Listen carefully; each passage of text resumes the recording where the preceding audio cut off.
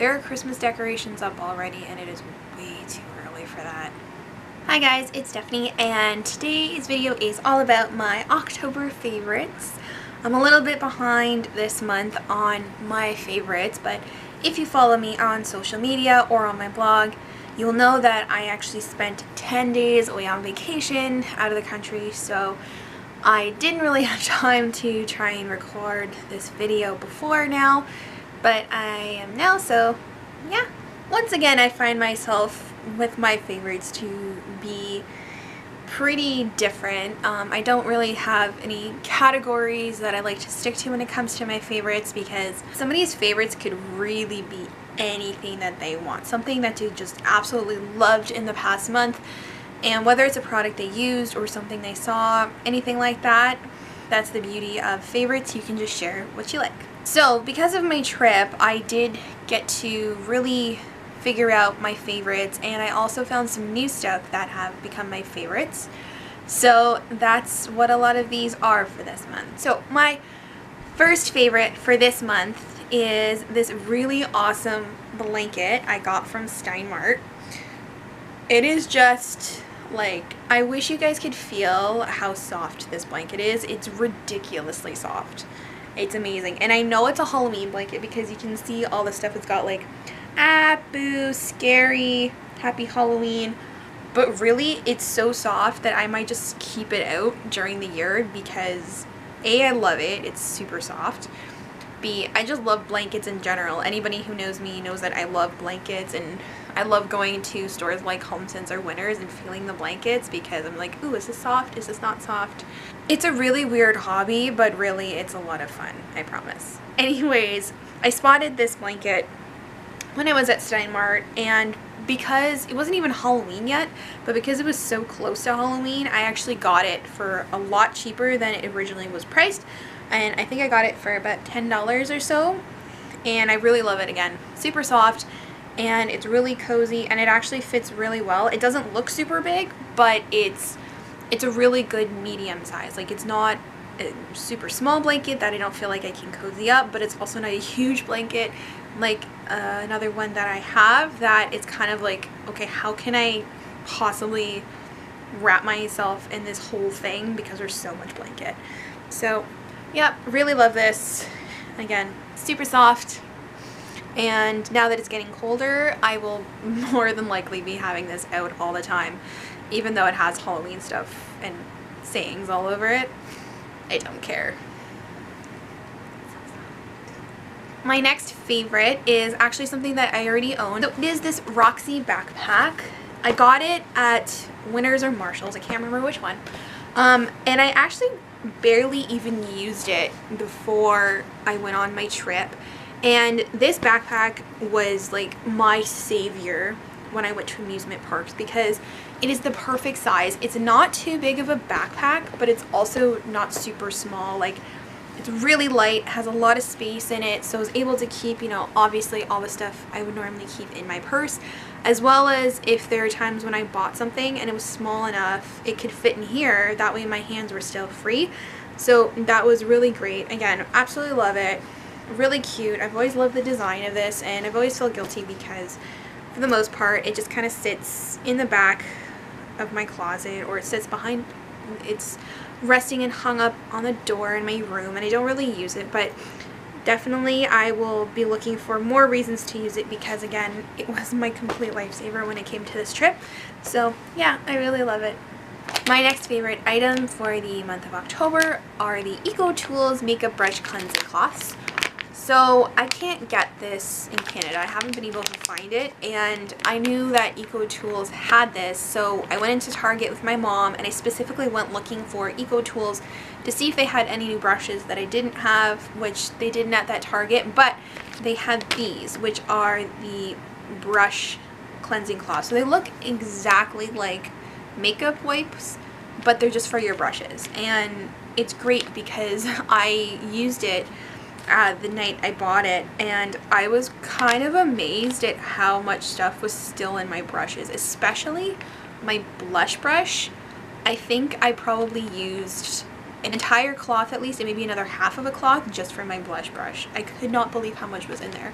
So these are really great to clean your brushes so they get out all, you know, the makeup that's kind of been sitting there for a while, because that's also not good for your skin either. If the makeup's just been kind of caked on there and sitting, when you reapply it, it probably doesn't do very good work for your skin. So I really like these. I think I'm gonna try to use these not sparingly, but not as often as I probably would if I could get these all the time. But yeah, because I don't have easy access to these wipes, probably not going to use them a ton.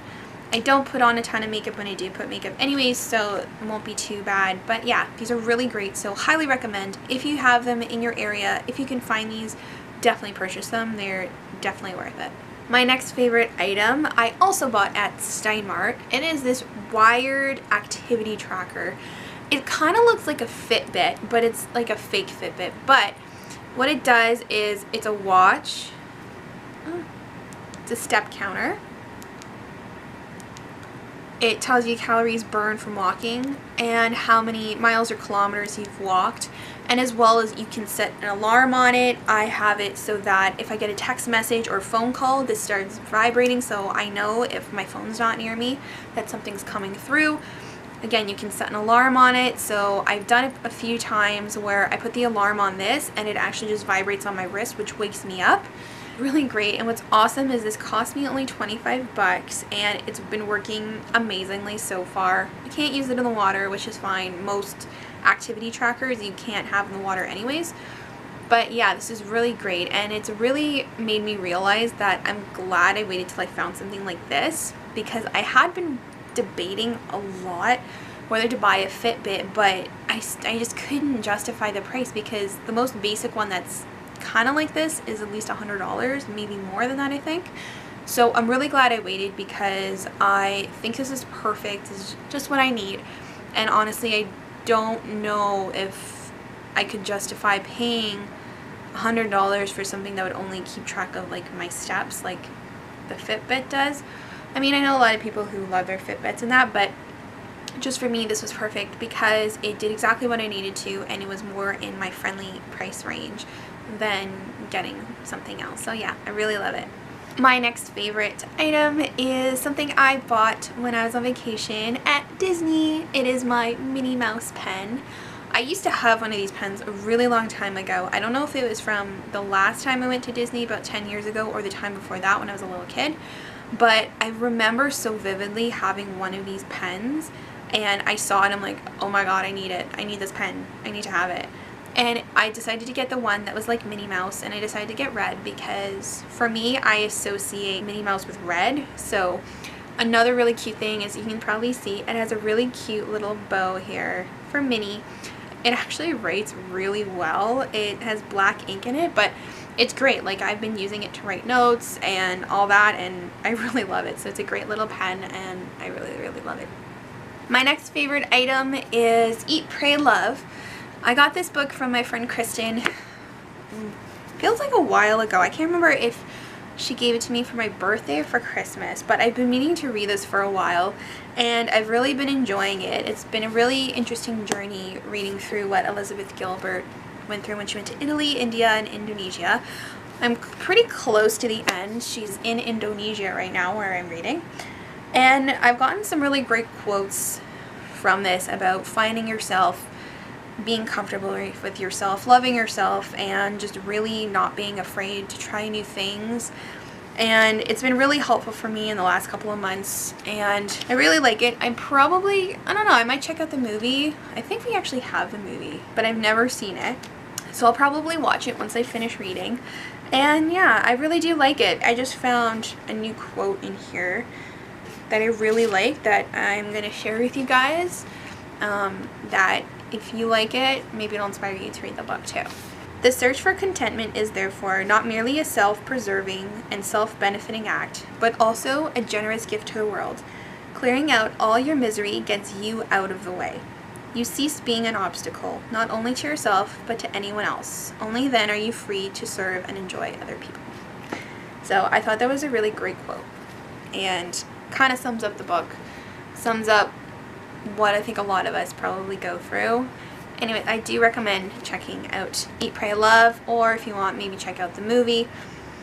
But yeah, I think it's really interesting. My final favorite for the month of October is another thing I bought when I was on my trip. It is my very own Ollivander wand. That's right. I went to the Wizarding World of Harry Potter while I was on my vacation. And I absolutely knew, like, if I was going to be buying anything, it was a wand. I knew, like, if I'm spending this money to get into the park, I will spend that extra little bit and buy myself a wand. So there are a couple of different types of wands you can get. So the first type you can get is one that is character based. So at Universal, at the Wizarding World, you can buy the wand of a character. Maybe it's your favorite character. They have literally all of the characters that are referenced. They have their wand. It was crazy walking into Ollivander's and looking around. I couldn't believe how many wands there were. And within those character wands, there are two types. You can get an interactive or a non-interactive. The interactive ones are a little bit more. I think the price difference was maybe $10, so it wasn't that crazy. You can also get one that's based on one of two things. So the first thing you can base your wand off of is your personality type. So they have a few people who work in Ollivander's, and you can tell them your personality type. So my mom just described my personality to the lady, and she showed me a wand that fit what my personality description was from my mom, and I looked at it. It was really nice. I was actually really debating buying it.